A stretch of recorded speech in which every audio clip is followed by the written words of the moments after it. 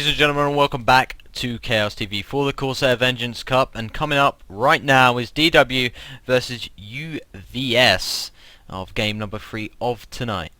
Anyway, Bas was actually speaking to me before, well, in the delay events, and apparently DW actually placed about 86th in the ranked 5v5 ladder of League of Legends. Well, then we should expect something pretty sick from them. But of course, it's all down to how they play on the day, NZ. I mean, if someone's having an off day, then it could definitely mess with their strats. And obviously, if UVS really pull together and completely execute their plan, then they could end up taking this one home. I mean, you know, I'm longing for the underdog to win a game, NZ. We've seen it time and time again that the kind of favourites have just absolutely steamrolled. And I would love to see an underdog actually cause an upset here. Yeah, absolutely. Inspector Bass was on time and target for that one, as we're just going to have to see how they play. I didn't actually get to catch what UVS the rank was. He was researching it, but obviously we went into the loading screen and you can't receive messages there. But the question is, are we going to see any level 1 fights? It looks like, in fact, probably not, as UVS have kind of came out of the blocks late, maybe trying to avoid that CV early on. But it looks like maybe an invade towards the red and slash golem area, and it's all dependent on what Alistair is going to start with. And it looks like these two teams could meet up, and Malphite has to be so careful not to get caught out here, as here comes Alistair, as they have spotted each other, as it looks like it's going to be a red, as the ice ball does come out. Actually the hawk shot, in fact. So Ash did wait to actually see you know, what they were going to do, if they were going to go for the invade, and she has picked that hawk shot up early instead of the Q, or the W, in fact, sorry. Yeah, a lot of players will do that though. I mean, when you're playing 5v5, and it really depends on whether you do come head to head with the opposition, certain abilities are more useful than others. Now obviously she could have picked the volley for that kind of damage output, but she opted for the hawk shot because she wanted vision and to see what the opposition was going to be doing, which made sense. And it would have given them quite a lot of information as well. But Alistair has started off with the boots and the health pots in the jungles.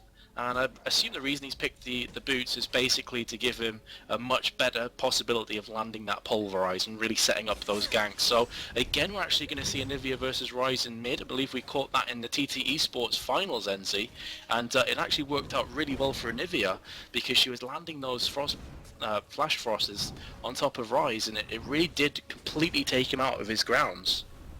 And that's exactly what this Anivia, his name is actually Maddie-chan. Maddie-chan sounds a bit Chinese, but yeah, he's just gonna have to do exactly the same, you know, and we're just gonna have to see how that one plays out. But it looks like maybe an early gank's gonna come in from Alistair, and obviously Anivia is gonna have no clue whatsoever, as Ryze is gonna go on the defense a little bit, just get that farm. But Alistair is just gonna be like, okay, this is wasting a bit of my time, this is gonna hinder my jungle, and is just gonna go back towards his own, as he's probably gonna cross now or wait for these walls to come up. As yep, just pretty standard stuff, you know. Early on, it's just basically wait for that first gank, and then everything starts happening. Indeed, and I personally can't wait to see a Malphite land that unstoppable force, just when he charges in like an absolute boss and knocks everyone in the air. It's like a pack of cards just absolutely getting dominated. So once he hits 6, definitely expect that. Definitely can also set up the ganks as well. So it's all round greatness for solo top. In the meantime, let's have a look at bot lane. It would appear that DW are actually pushing back UVS fairly heavily here in bot lane. Graves is currently finding himself on 17 minion farm compared to 17, so already that's 7 creep score differential coming out. Lee Sin's AFK, Vince. He's AFK? Yeah, he hasn't even bought. He must be DC then. The team hasn't said anything though. That's actually very confusing. If Lee Sin has DC'd, then I think they have a right to actually remake this game. But we are nearly 4 minutes through the game and they haven't said anything, so I'm not sure when you can kind of say, look guys, you've waited a bit too long to make us remake the game here. But obviously Lee Sin is level 1 and Alistair's level 3, so Lee Sin is already way behind and we don't even know if he is going to reconnect, so this is quite puzzling, NZ. Yeah, if he would have DC'd by now, you know, it would have been gone. Oh, here we go. Wow, that is... Apparently he has internet problems. So he's probably lagging all over the place and is unable to play. And, you know, it's going to be down to DW if they say, okay, let's remake this, let's wait until your internet's fixed. But, you know, you never know how long that's going to be before it's fixed. So, really, I can only say, you know, very unlucky stuff coming from UVS. You know, it happens, as we saw the M5 game. A great game that we were looking forward to cast and just got thrown into. Our TeamSpeak went down, so, you know, anything can happen during any time. As, we're just going to have to see if he comes back. But Alistair is coming towards the top. There is no wards down. And it looks like a gank is going to come in. Malphite has gone on the defensive, though, probably sensing that there is a gank coming from Alistair. And the question is Alistair going to be able to do anything about it? He is coming back now as Malphite does push. Irelia doing the stopping damage, and there is the headbutt into the wall, going to stun him, and then the pulverize. Brilliant gank, and there's the ignite. Awesome stuff. Irelia gets that first blood and the 400 gold to pick that one up, and the first kill comes out. Awesome, awesome gank. Just headbutted him straight into that wall to stun him, and waited a couple seconds, got that pulverize up, and there you go. Absolutely, and that is the strength of Alistair. Alistair jungle is extremely good if you can land that headbutt and pulverize. It's basically 2 stuns all in one, and Irelia, of course, with Equilibrium Strike and also the Blade Surge can very easily catch up with Malphite as he's trying to run away. Also had the Ignite as well, finished him off with the Ignite, and this is looking extremely ominous, to be entirely honest with you. Oh, mid. Oh, actually, Egg Form for Anavia is going to be another gank from Alistair. Is she going to be able to get up in time? No, I think she is just going to survive. And there we go, Lisa. That was crazy. So UVS NC already have a massive, massive hurdle to come over here, because they're 4v5. Their jungler is level 1. Alistair has already been involved twice with ganks, nearly got 2 kills for his team. So this is just a massive mountain for them to climb here, and I don't think they can do it. That was... oh my god, that was amazing from Alistair. You know, he flashed over the wall from Raves, he hit the headbutt, and then Rise hit the Prism, waited a couple seconds, and there was the Pulverize, went into egg form. But it looks like Anivia is going to be popping that ult as the Ignite does go up, and Rise has to retreat as the Alistair heal comes about. And Alistair is there to retrieve the minions in mid. But yeah, like I was saying, the Prism and the just beautiful timing from DW there. Really nice stuff from Alistair with the ganking. And it looks like Lee Sin is back due to connection problems, but he hasn't moved from the spot. He has picked up that cloth armor, but he hasn't moved, so I can only guess he's timed out once again. Well, this is sad to cast, obviously, because, you know, Corsair Vengeance Cup is a big tournament. A lot of teams that maybe can't get into other tournaments signed up for this one early, wanted to make sure they had a fair chance of getting as far as they can, and then suddenly, bam, in the first round, you're basically 4v5, and it's fairly nasty to watch. It's obviously must feel terrible for them in the game at the moment, as Alistair can actually take both jungles. This is just going to make him even stronger here. He can take his own jungle. Once his blues run out, he can go and take the opposition jungle. It's just way too easy for him. Of course, Rise as well, if he so pleases, can go ahead and pick up this blue golem that Alistair's actually started off. I think that's probably what he's going to do right now. Or is he? In fact, he's not. He's going to give Alistair it, so Alistair's now going to come down to bot lane. Unbeknownst to him, though, the 2 players from bot lane, Ash and Sona, are on their way back down. So is he going to try and set up a gank here with Janna and Graves? Perhaps not. But yeah, and I mean, already 2.5k gold difference coming out. First blood did go to Aurelia at solo top. What she actually gone back and bought, she already has Wit's End, so she's going to be very difficult to actually stop in her tracks right now. And I think this is pretty much GG already, as much as it pains me to say that. Yeah, I was actually about to say that, you know, I mean, when you're going 4v5 and they've already got first blood, it's kind of out of your hands, you know. I can only feel sorry for Lee Sin and obviously his team, UVS, but you know, you can't do anything about it. You know, internet is going to be the internet, and that's just about it really, as Rise is just going to farm away in mid. Let's quickly look at the CS difference between the lanes. Rise is on 56, Anivia on 23, and that's one thing to point out, Vince. Every single time we see Anivia play, that she is always behind on CS. She's not great at farming.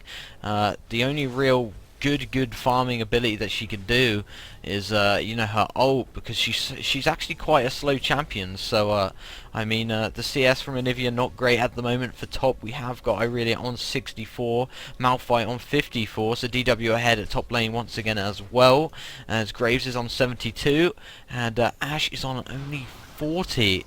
So that's a big difference considering bot lane, and that can make all the difference when you're at bot lane. You know, Graves has kept that lane pushed. They know that there's not going to be any ganks whatsoever due to Lee Sin, and they could just push the lane constantly and again and again and again, and get that CS and just stop Ashe from getting that CS. Yeah, and Detective Bass is on the case again. He just messaged me in LOL. I'll hold that thought. As Malphite is coming under heavy attack here, can he use the ultimate to try and escape? It is off cooldown. And of course he can use that to absolute form, and he will get that kill onto Irelia. So great play from him to actually pick up the kill in a 2 versus 1. He looked dead and buried there on the jungle from Alistar, but did manage to use the unstoppable force, just absolutely pummeled Irelia into the air. But now back to what I was saying before, Bass did inform me that you do have a chance to call a remake if someone has technical difficulties, but it only lasts until 5 minutes through the game or first blood, so they're well past that kind of time frame. They cannot call a remake now, and they're just going to have to play on this game regardless. Detective Bass. Detective Bass. That's a great name, you know.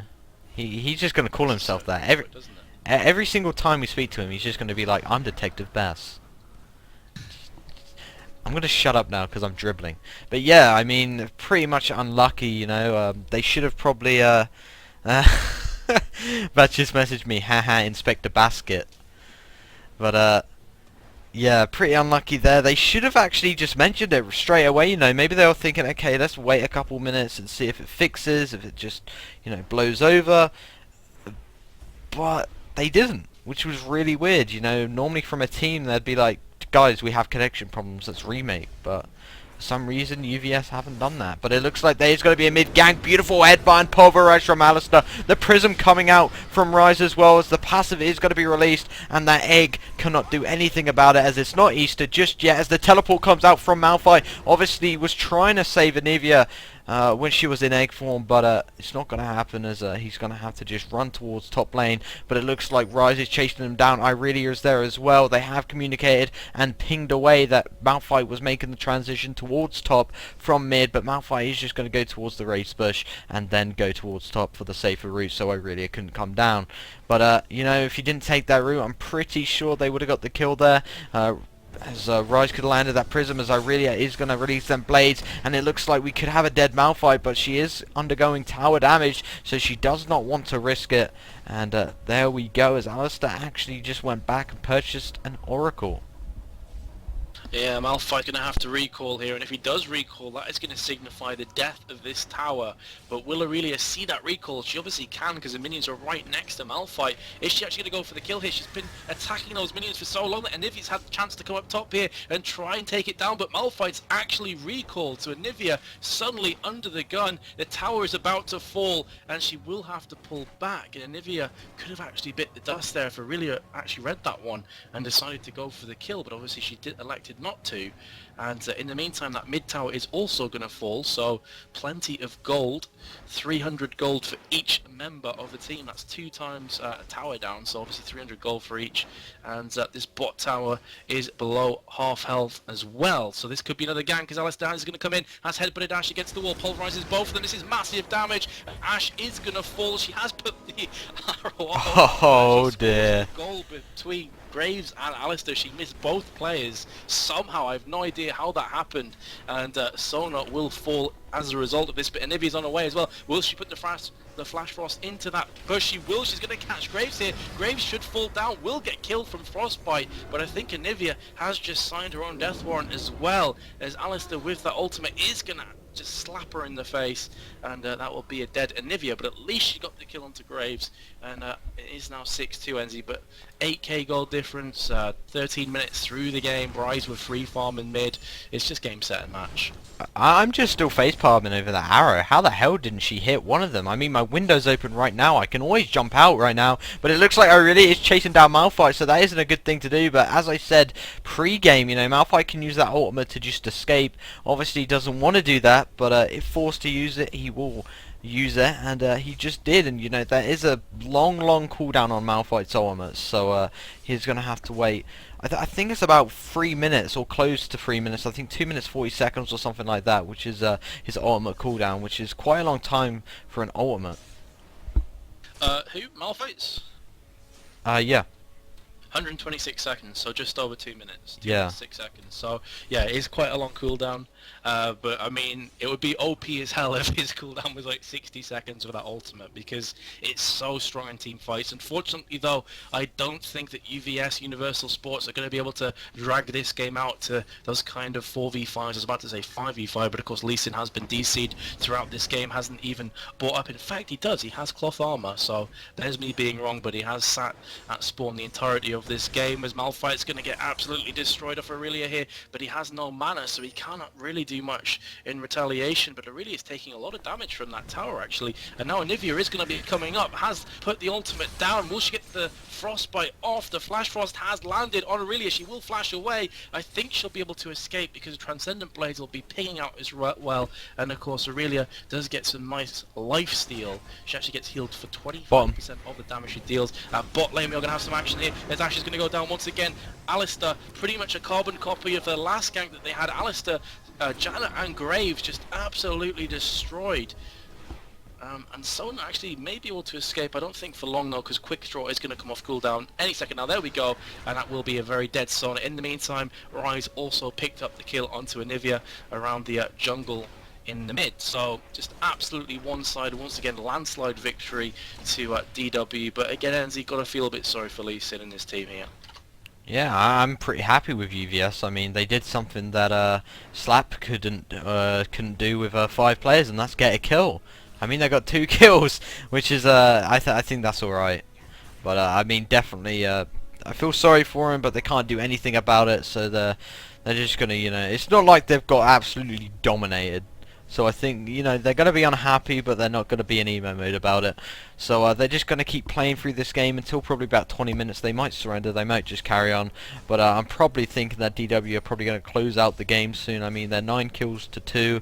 You've got Graves on 4 kills, and when your AD carries with that many kills by the 17-minute mark, it's... Make that 5. Yeah, make that 5. It's just not a good thing. Too easy for an... Oh, and Logic's actually messaged me. Is Rise trolling? Apparently he just bought a Phantom Dancer.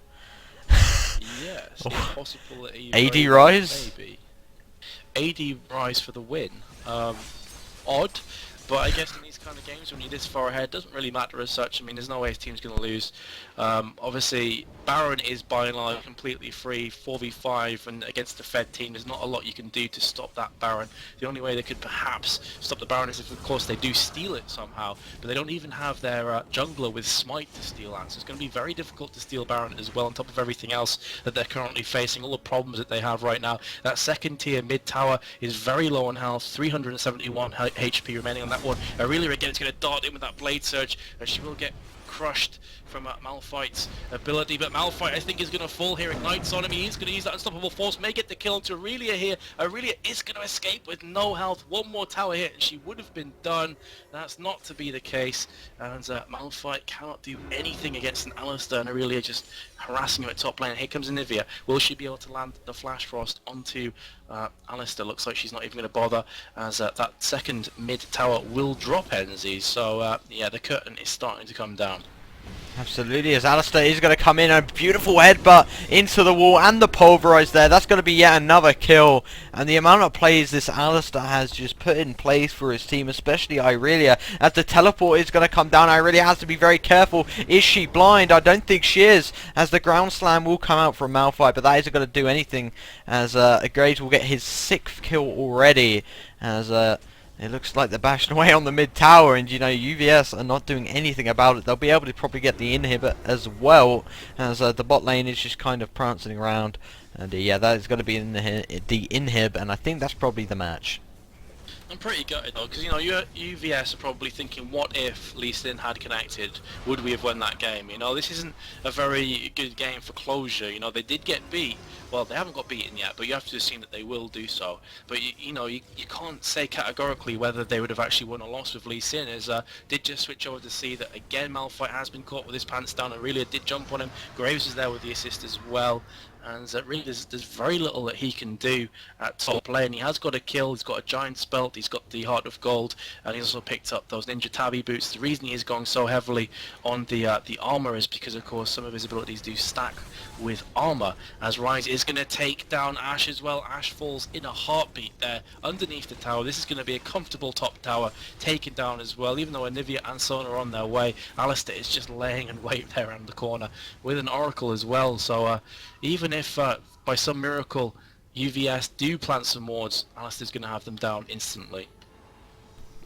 I don't even think they're going to be able to get out of their base now. I mean, you got the mid inhib down, so mid's going to be pushed all the time, and you know, I agree with what Malphite just said. You know, a good game, well played. 5v5 would be a nice game. I actually think that would be quite an even game. You know, because that could have changed the whole aspect of things. You know, that had no ganks top, no ganks mid, no ganks bottom, and bottom was the real changing factor. I mean, when you have no ganks bot, the other team can just literally push, push, push. There's the surrender. Pretty much self-explanatory why they were 4v5 the whole game. They couldn't do anything about it. And, you know, they lost, but in my eyes, they didn't really lose. I mean, when Lee Sin doesn't connect, it's only unlucky. Yeah, I mean they lost, but they had the moral victory. You know, they can hold their heads high. They didn't get crushed. They did, like you said, manage to at least pick up 2 kills that the previous team Slap didn't manage to do with 5v5. So in that sense, they didn't necessarily get completely beaten. But obviously, they are going to be pretty gutted about the fact that they got knocked out in such a way from the Corsair Vengeance Cup, and they're not going to play any pot in that 10k prize pot. So I think we have another game coming up, Enzi. I have been informed from Bass that we should have another one. MYM again, so let's have a quick look. Yeah, I know there's one more game, and then I think that is it for tonight.